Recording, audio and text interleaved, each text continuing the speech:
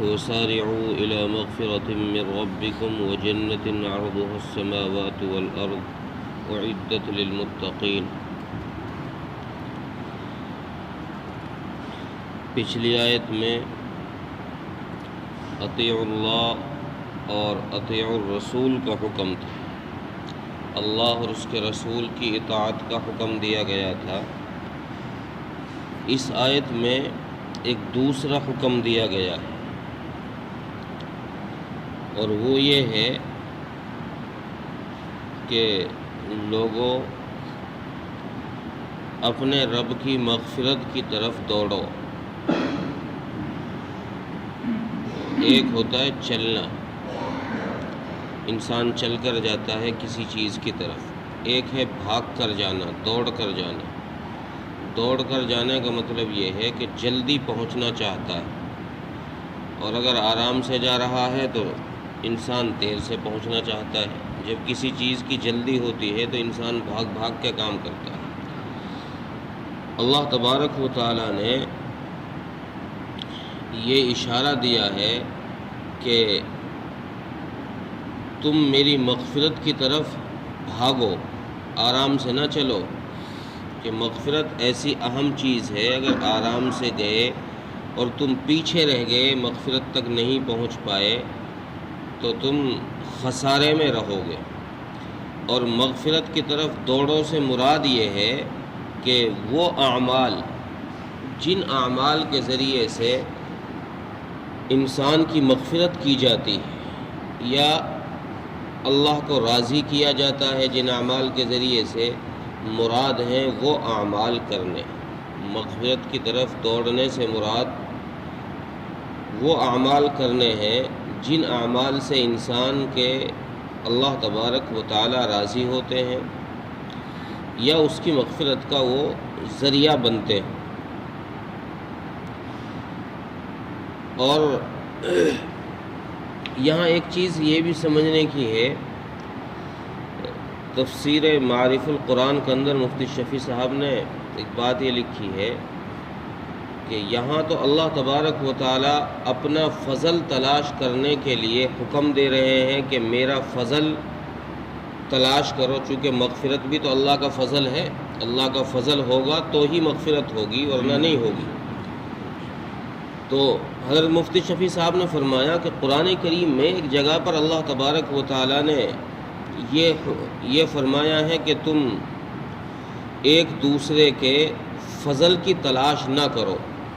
وَلَا تَتَمَنَّوْا مَا فَضَّلَ اللَّهُ بِهِ بَعْضَكُمْ عَلَى بَعْضٍ، ایک دوسرے کے فضل کو تلاش کرنے کی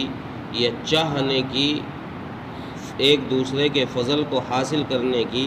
تمنا نہ کرو۔ اور یہاں خود اللہ تبارک و تعالیٰ تمنا کرنے کے لیے کیا بلکہ کہہ رہے ہیں کہ دوڑو، فضل تلاش کرنے کے لیے دوڑو۔ مراد یہ ہے، اس کا جواب یہ ہے کہ ایک فضل تو وہ ہوتا ہے جو انسان کے لیے اختیاری چیز ہے، جو انسان کے بس میں ہے، اگر انسان چاہتا ہے تو اس کام کو کر لیتا ہے۔ اور ایک فضل وہ ہے جو انسان کے بس کی نہیں ہے، بے اختیاری چیز ہے۔ جیسے کچھ وصف انسان کے اندر وہ ہوتے ہیں جو بذات خود اللہ تبارک و تعالیٰ کی طرف سے ہوتے ہیں، انسان کا اس میں کوئی دخل نہیں ہوتا۔ مثلا کسی انسان کا کالا گورا ہونا، چھوٹا قد ہونا، بڑا قد ہونا، یہ انسان کا اختیاری عمل نہیں ہے، اس میں یہ اللہ تبارک و تعالیٰ کی طرف سے ہے، جس کے لیے اللہ تبارک و تعالیٰ نے جس چیز میں حکمت سمجھی ہے بہتر، اس کو وہ چیز عطا کر دی ہے۔ کسی کو گورا بنا دیا، کسی کو کالا بنا دیا، کسی کو ٹھگنا کر دیا، کسی کو لمبا کر دیا۔ تو اللہ تبارک و تعالیٰ نے جو وَلَا تَتَمَنَّوْا مَا فَضَّلَ اللَّهُ میں فضل تلاش کرنے سے روکا ہے کہ ایک دوسرے کا فضل تلاش نہ کرو، وہ یہی بے اختیاری چیزیں ہیں کہ جو انسان کے اختیار میں نہیں ہیں، اللہ نے ان چیزوں کے حاصل کرنے سے روکا ہے۔ اس کی وجہ کیا ہے؟ وجہ یہ ہے کہ چونکہ یہ اللہ تبارک و تعالیٰ کی طرف سے عطا کی ہوئی ہے۔ مثلا کسی کو خوبصورت بنا دیا، اب ایک شخص ہے جو جس کا رنگ کالا ہے، خوبصورت نہیں ہے، اب یہ تمنا کرے کہ مجھے بھی ایسا ہی خوبصورت بننا ہے، اب چونکہ وہ اللہ کی طرف سے ہے، انسان کا اختیار اس میں ہے ہی نہیں، اب اس کی تمنا کرنے سے وہ صورت اسے حاصل نہیں ہوگی، یہ بھورا نہیں ہو سکتا، گورا نہیں ہو سکتا۔ جب یہ گورا نہیں ہوگا تو پھر آخری درجے میں کیا ہوگا کہ اس کے دل کے اندر اس انسان کی طرف سے حسد پیدا ہو جائے گا، یہ اس سے جلنا شروع کر دے گا۔ جب اس کی صفت اس کے اندر نہیں آئے گی تو یہ اس سے حسد کرنا شروع کر دے گا، اور اس حسد سے اس کا نقصان ہے، اس حسد سے اس کا اپنا نقصان ہے، اس لیے اللہ تبارک و تعالیٰ نے اس فعل سے ہی روک دیا ہے کہ تم اس کی تمنا ہی نہ کرو، تم اس فضل کی تمنا ہی نہ کرو۔ ہاں دوسرا فضل جو ہے جو اختیاری ہے، اس کے لیے اللہ تبارک و تعالیٰ نے حکم دیا ہے اس آیت میں بھی، قرآن کریم میں کئی جگہ پر، جیسے قرآن کریم کی ایک آیت میں فرمایا فاستبقوا الخیرات، دوسری جگہ فرمایا فلیتنافس المتنافسون، کہ ایک دوسرے سے آگے بڑھو نیک اعمال کرنے میں۔ تو جو اعمال انسان کے اختیاری ہیں، مثلا نماز پڑھنا، روزے رکھنا، صدقہ کرنا، کوئی بھی نیک اعمال، وہ اعمال جن سے رب راضی ہوتا ہو، یہ انسان کے اختیاری اعمال ہیں، تو ان کی طرف دوڑنے کے لیے قرآن کریم میں یہاں بھی حکم دیا گیا ہے، اور بھی متعدد آیات میں اس کا حکم دیا گیا۔ وسارعوا، آگے فرمایا الی مغفرۃ من ربکم، مغفرت کے ساتھ رب کا نام ذکر کیا ہے، رب کا وصف ذکر کیا ہے، کہ اس کی وجہ یہ ہے کہ مغفرت چونکہ انسان کے اعمال کے بدلے میں نہیں ہو سکتی، مغفرت انسان کے اعمال کے عوض نہیں مل سکتی، یہ اللہ کے فضل سے ہی ملے گی۔ اور حدیث میں صحیح مسلم کے اندر ایک روایت ہے، رسول اللہ صلی اللہ علیہ وسلم نے ارشاد فرمایا کہ لوگوں تم میانہ روی اختیار کرو، یعنی درمیانی چال چلو، اور اچھے اعمال کرنے کی کوشش کرتے رہو، اور رب سے اس کا فضل مانگتے رہو، فضل سے مراد ہے مغفرت، رب سے اس کی مغفرت مانگتے رہو تاکہ رب تمہاری مغفرت کر دے، چونکہ کوئی کسی شخص کے اعمال کے ذریعے اس کی مغفرت نہیں کی جا سکتی، کوئی، یا پھر یوں فرمایا کہ کوئی شخص اپنے اعمال کے ذریعے سے مغفرت تک نہیں پہنچ سکتا۔ تو صحابہ اکرام رضوان اللہ علیہم اجمعین نے رسول اللہ صلی اللہ علیہ وسلم سے عرض کیا، یا رسول اللہ کیا آپ کے اعمال بھی مغفرت نہیں دلا سکتے؟ آپ تو نبی آخر الزماں ہیں، آپ سے تو اس کائنات میں کسی کی ذات بڑی نہیں ہے سوائے اللہ کے، آپ کے اعمال بھی مغفرت نہیں دلا سکتے؟ رسول اللہ صلی اللہ علیہ وسلم نے ارشاد فرمایا، ہاں میرے اعمال بھی نہیں، مگر میرا رب مجھ پر مغفرت کر دے گا اور مجھ کو اپنی رحمت میں ڈھانک لے گا تو مغفرت ہو جائے گی۔ تو پتہ یہ چلا اس حدیث سے کہ انسان کے کوئی اعمال اس کی مغفرت کو طے نہیں کر سکتے جب تک اس کا رب مغفرت کا فیصلہ نہ کرے۔ اس لیے یہاں مغفرت کے ساتھ رب کا ایک وصفی نام ذکر کیا ہے، مغفرۃ من ربکم کہہ کر اس طرف اشارہ کر دیا کہ مغفرت کا ملنا یہ رب کی ذات کے ساتھ متصف ہے، انسان کے اعمال کے ساتھ متصف نہیں، گویا اعمال سے مغفرت نہیں مل سکتی، یہ رب کی چاہت سے اور رب کے فضل سے مل سکتی ہے۔ اور آگے فرمایا وَجَنَّةٍ عَرْضُهَا السَّمَاوَاتُ وَالْأَرْضُ، اور جنت کی طرف دوڑو، جیسے مغفرت کی طرف دوڑو ایسے ہی جنت کی طرف بھی دوڑو۔ جنت کو مغفرت کے بعد ذکر اس لیے کیا ہے کہ جنت تبھی مل سکتی ہے جب پہلے مغفرت ہوگی، اگر مغفرت نہ ہو تو خواہ تمہارے پاس کتنے ہی نیک اعمال ہوں تمہیں جنت میں داخلہ نہیں دیا جا سکتا، تمہارے داخلے کو روک دیا جائے گا، بین کر دیا جائے گا۔ جب تک اللہ کی طرف سے مغفرت کا اعلان نہ ہو جائے۔ مغفرت کا اعلان ہوگا تو ہی جنت کا داخلہ طے ہوگا۔ اس لیے یہاں جنت کو بعد میں ذکر کیا، پہلے مغفرت کو ذکر کیا ہے، اور فرمایا کہ جیسے مغفرت کی طرف دوڑنے کا حکم ہے ویسے ہی جنت کی طرف دوڑنے کا حکم ہے، اور اس جنت کی چوڑائی کو یہاں پر بیان کیا ہے کہ وہ جنت اتنی وسیع ہے، اتنی چوڑی ہے جیسے آسمان و زمین کی چوڑائی۔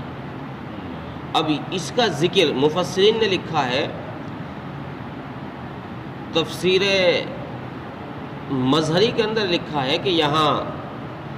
آسمان و زمین کو اس لیے بیان کیا گیا ہے، آسمان و زمین کی چوڑائی سے جنت کی اس لیے تشبیہ دی گئی ہے کہ انسان کی عقل میں اور انسان کی نظر میں اس سے بڑی چیز انسان نے کوئی دیکھی نہیں ہے۔ آسمان و زمین سے بڑی چیز انسان کی نظر میں کوئی ہے ہی نہیں، اس نے دیکھی نہیں، اس لیے اس کو لگتا ہے کہ سب سے بڑی چوڑائی، سب سے بڑا آسمان و زمین کا ہی خلا ہے، اس کے علاوہ کوئی چیز نہیں ہے۔ تو اللہ تبارک و تعالیٰ نے جنت کی اصل چوڑائی کو بتایا نہیں ہے کہ کتنی بڑی ہے، بس ایک سمجھانے کے لیے فرمایا کہ تم یہ سمجھو جیسے تمہیں آسمان و زمین دکھتا ہے کہ یہ بہت بڑا ہے، ایسی جنت بھی ہماری بہت بڑی ہے۔ اب اس کی طرف دوڑو۔ وَسَارِعُوا إِلَىٰ مَغْفِرَةٍ مِّن رَّبِّكُمْ کے بعد فرمایا وَجَنَّةٍ عَرْضُهَا السَّمَاوَاتُ وَالْأَرْضُ۔ اب جنت کی طرف دوڑو، اور جنت کی طرف دوڑنا اس طریقے پر ہے کہ اپنے اعمال کو درست کرو، اور اعمال درست ہوں گے تو اللہ تبارک و تعالیٰ کی طرف سے مغفرت ہوگی۔ جب رب کی طرف سے تمہاری مغفرت ہو گئی تو اب جنت کا داخلہ بھی طے ہوگا۔ اس سے پہلے جنت کا داخلہ بھی کسی کا طے نہیں کیا جائے گا۔ اور آسمان و زمین کی چوڑائی کو ایک حدیث میں اس طرح بیان فرمایا کہ یہ آسمان و زمین اللہ کے عرش کے مقابلے میں ایسے ہیں، ان کی حیثیت اتنی ہے کہ جیسے تم کسی بڑے میدان کے اندر، بڑے چٹیل میدان کے اندر کچھ درہم پھینک دو، ان درہموں کی کوئی حیثیت نہیں ہوگی۔ آپ بڑے میدان میں 10-20 روپے پھینک دو تو ان کی کوئی حیثیت نہیں ہوگی، وہ دکھائی بھی نہیں دیں گے۔ اللہ فرما رہے ہیں کہ اللہ کے نبی نے فرمایا کہ آسمان و زمین کی حیثیت عرش کے مقابلے میں اتنی ہے۔ اور پھر حدیث میں آگے فرمایا کہ عرش کی حیثیت کرسی کے مقابلے میں ایسی ہے کہ جیسے انگوٹھی کو کسی بڑے میدان کے اندر پھینک دیا جائے۔ اللہ کی کرسی جس پر اللہ تبارک و تعالیٰ کی ذات موجود ہے، وہ کرسی عرش کے مقابلے میں اتنی بڑی ہے کہ عرش اس کے بیچ میں ایسا لگے گا جیسے کسی انگوٹھی کو بڑے میدان کے اندر ڈال دیا گیا۔ تو یہ جنت ان آسمان و زمین سے، جنت آسمان سے اوپر اور عرش کے نیچے، گویا عرش جنت کی چھت ہے اور آسمان اس کی زمین ہے۔ اللہ تبارک و تعالیٰ نے اس کو تیار کر دیا ہے، اور قرآن کریم کی اور کئی آیات سے یہ پتہ چلتا ہے کہ جنت بھی تیار کی جا چکی ہے اور جہنم بھی تیار کی جا چکی ہے۔ ایک فرقہ ہے معتزلہ، دنیا میں ایک فرقہ ہے معتزلہ، ان کا عقیدہ یہ ہے، ان کا خیال یہ ہے کہ نہ جنت تیار ہے نہ جہنم تیار ہے۔ جب قیامت قائم ہوگی تو جنت بھی تیار کریں گے اللہ تبارک و تعالیٰ، اور جہنم بھی تیار کریں گے۔ لیکن اہل سنت کا عقیدہ یہ ہے، قرآن کریم اور احادیث سے یہ پتہ چلتا ہے کہ اللہ تبارک و تعالیٰ نے جنت کو آسمانوں پر تیار کیا ہے، آسمانوں کے اوپر، اور جہنم کو 7 زمینوں کے نیچے تیار کیا ہے۔ یہ دونوں چیزیں اللہ تبارک و تعالیٰ نے تیار کر دی۔ اور آخر میں فرمایا کہ جنت کی تیاری یہ ان لوگوں کے لیے ہے جو اللہ تبارک و تعالیٰ سے ڈرنے والے ہیں۔ اعدت للمتقین، جو متقی لوگ ہیں۔ اب متقی کس کو کہتے ہیں؟ متقی کا نام ہے، متقی کہتے ہیں ان لوگوں کو جو اللہ تبارک و تعالیٰ سے ڈرنے والے۔ اب اس میں ہر ولی ہر قطب ابدال آ گیا اللہ سے ڈرنے میں۔ اب جتنا انسان جتنا اللہ سے ڈرے گا جس حال میں، اتنا ہی بڑا ولی بن جائے گا۔ اگر نمازی نماز کے ٹائم پہ ڈر رہا ہے تو آپ جیسا مسلمان ہو جائے گا، چونکہ ہمیں باہر تھوڑی ڈر لگ رہا ہے، باہر تو ہر آدمی دھوکہ دے رہا ہے، غلط کر رہا ہے، فراڈ کر رہا ہے، تھوڑی دیر نماز کے لیے ذرا سے ہم بچ جاتے ہیں برائیوں سے۔ اور اگر انسان باہر کے اعمال میں بھی اللہ سے ڈرنے لگ جائے تو پھر اس کا مقام اللہ کی نظر میں بہت اونچا اور بہت بلند ہو جائے، اور یہی اللہ تبارک و تعالیٰ چاہتے ہیں کہ میرا بندہ میری نظر میں بہت بلند ہو جائے، کہ یہ ہر حال میں اور ہر جگہ مجھ سے ڈرنے لگ جائے۔ اعدت للمتقین کہہ کر اس طرف اشارہ کر دیا کہ جنت گنہگار لوگوں کا ٹھکانہ نہیں ہے، نافرمان لوگوں کا ٹھکانہ جنت نہیں ہے، جنت صرف فرما بردار لوگوں کا ٹھکانہ ہے۔ اس لیے فرما برداری اختیار کرو گے تو رب کی مغفرت ملے گی، فرما برداری اختیار کرو گے تو مغفرت کے بعد جنت ملے گی، اور اگر تم نے نافرمانی اختیار کی تو نہ مغفرت ملے گی اور نہ جنت ملے گی، دونوں جگہ سے ہاتھ خالی رہ جائیں گے۔ ترجمہ دیکھیں، وَسَارِعُوا إِلَى مَغْفِرَةٍ مِّن رَبِّكُمْ، اور دوڑو تم اپنے رب کی مغفرت کی طرف، وَجَنَّةٍ عَرْضُهَا السَّمَاوَاتُ وَالْأَرْضُ، اور اس جنت کی طرف دوڑو جس کی چوڑائی آسمان و زمین کے برابر ہے، اعدت للمتقین، جس کو تیار کیا گیا ہے متقیوں کے لیے۔ اللہ تعالیٰ توفیق۔